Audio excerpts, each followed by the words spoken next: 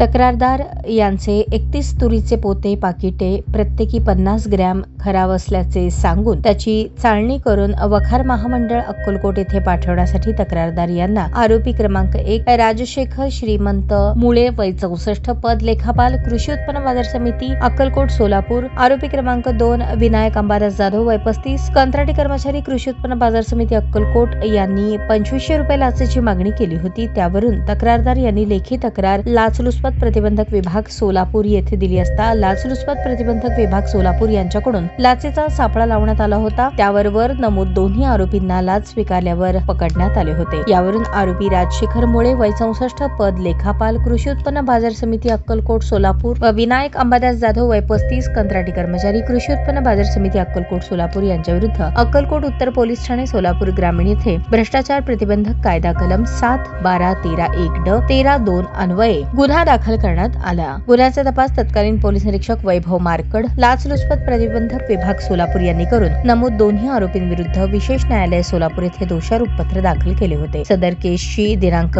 15 September रोजी सुनावणी न्यायमूर्ती योगेश राणे अतिरिक्त सत्र न्यायाधीश 2 सोलापूर यांच्या कोर्टात होऊन आरोपी राजशेखर मुळे वय 64 व आरोपी विनायक अंबादास जाधव वय 35 यांना वरील गुन्ह्यात दोषी ठरवून त्यांना लाचलुचपत प्रतिबंधक कायद्याचे प्रत्येकी 3 वर्षे शिक्षा आणि 5000 रुपये द्रव्यदंड अशी शिक्षा सुनावली आहे। सरकार पक्षातर्फे सदर खटल्यात ॲडव्होकेट शीतल डोके तर आरोपीतर्फे ॲडव्होकेट सुरेश पाटील यांनी काम पाहिले। प्रस्तुत प्रकरणामध्ये शिरीष सरदेशपांडे पोलीस अधीक्षक लाचलुचपत प्रतिबंधक विभाग पुणे व अजित पाटील अप्पर पोलीस अधीक्षक लाचलुचपत प्रतिबंधक विभाग पुणे यांच्या मार्गदर्शनाखाली अँटी करप्शन तर्फे कोर्ट पैरवी अधिकारी प्रशांत चौगुले पोलीस उपाधीक्षक लाचलुचपत प्रतिबंधक विभाग सोलापूर व कोर्ट पैरवी अंमलदार म्हणून महिला पोलीस नाईक प्रियांका गायकवाड लाचलुचपत प्रतिबंधक विभाग सोलापूर यांनी काम पाहिले।